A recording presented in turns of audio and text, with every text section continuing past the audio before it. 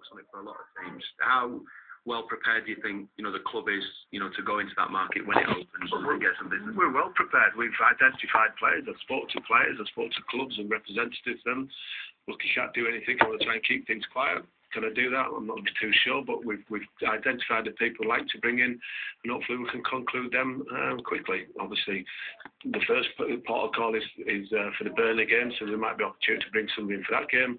Then obviously you've got then 10 days, I think, before the Arsenal Cup game. Some clubs might not allow the players to play in that. Hopefully they will do if it's a loan deal.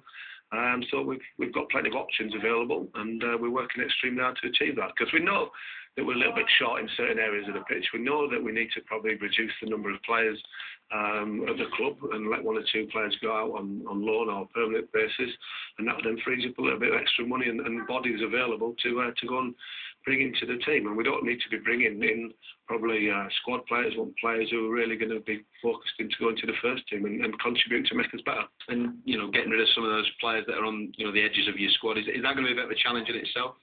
Well, hopefully it won't be, because the individuals have probably looked back on the first half of the season and saw that they've not played too much. So they've got to, in their own interest, go out and make certain situations happen. And it's all right us trying to get rid of players or push them in a direction, but the players have got to want to leave, and that's obviously sometimes the hardest part to deal with.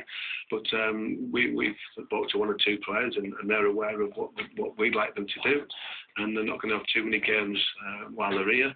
So hopefully one or two things happen for us which will then freshen up the whole squad. Bruce and Payne, so is the chance of those loans been extended, or? Well, look, Alex has got 6 months left on his contract there, so I think he's part of the Huddersfield team that are doing quite well. Billy's down at Brighton, and all the discussions still need to be taking place with all our players out on loan. You've got Paul Rutch up at Tranmere at this moment in time still, so there's many options still for us, players going out and coming in, and people will speculate from now till the 31st of January who we're bringing in, who we're releasing, and obviously we're trying to work extremely hard to make things happen. You have to keep that phone on charge, aren't you? Well, it's always the case when the window opens. Suddenly you've got friends who are ringing you again, agents, not friends, agents ringing you again, because they want to know what business you're trying to do. And it's not as if we're not wanting to do business. We know we need to do business, and the chairman and Sean have said what we can go and do, and obviously we're trying to ring the right players to make us better for that push from now to the end of the season, because we're in a good position. Obviously people are sort of a bit of negativity at times around, but we've all accepted where we are in the position that we are. And we've got to make sure that we do what we can to make sure that we get there somewhere at the end of the season. And you're obviously encouraged by what you saw at Derby. You'll be wanting a continuation of that when you're back. Look, we'd like to play. We want to play better. We want to play better in every game that we play. And no one's going to give you that opportunity on a play. You've got to earn the right to do it. You've got to sort of be brave, get on the ball, and be brave in the tackle, and show all the good qualities that we've done when we've played extremely well. Look, the likes of Forest and Hull, where we've played extremely well, we want to set them standards every week, but nobody gives you that opportunity for nothing. You have to earn the right to do it, and that's what we're looking to do. Barnsley, last season, that game, I think it still is unbelievable. Was it one of the worst games you've had as Leeds manager? No, the Preston game was up there with it. Yeah.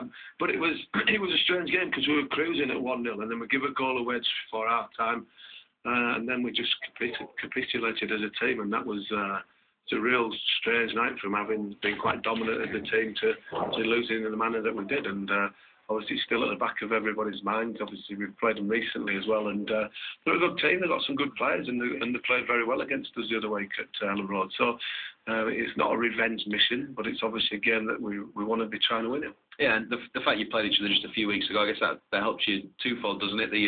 You're fresh in your mind about what they're all about, but also the fact they inflicted a defeat over your team. It is that little bit of extra motivation. Yeah, look, and it's a Yorkshire derby as well, so the players are aware of the reasons why we need to win the game. It's Yorkshire derby, we've got beat by them, but we need 3 points as well. So the 3 points is the most important thing for us as a football club. So we know what we need to go and do there. A quick turnaround of games, and again they're off the back of a defeat at home against Blackpool. So we'll go there and put on a performance and hopefully get 3 points. And if the bragging rights come along, then so be it. Butterfield for them's a real standout player, isn't he? I think he's one of the best players I've seen. Yeah, he's a good player. Very sort of technically good. Got a good 2 feet. Can play in a number of positions. So yeah, we're aware of him, and and on the day they've got one or two other players that can hurt you. But if our players are firing on all cylinders, then they should be worried about us more than we are them. And that big travelling supporters can, I mean, half the ground will probably be full of these fans. Yeah, well, that's sometimes the case. It can be a help and a hindrance. Suddenly it wakes up the home fans. I've been to games this year, and there's a non-atmosphere completely, and then suddenly Leeds fans come into town, everybody's out for the game.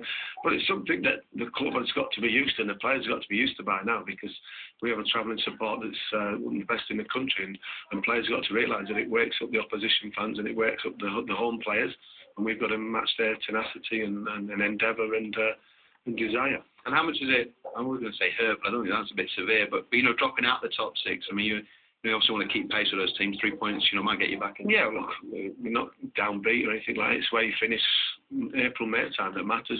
You fluctuate in and out. We've been down near the bottom. We've been up near the top. So there's too many teams in around it to be concerned if you drop out of it. It's ultimately where we finish come April, May time. But as long as we're within touching distance all the time, in or out of it, we'll take that. We didn't get too carried away when we got into the playoffs, and we won't get downbeat because we're not in them. So quickly turn around in the division is one victory gets you back in it, and another defeat sort of pulls you away slightly. But it's so close to division right from now to the end of the season, and that's really the case. Leeds United live on the Matchday programme.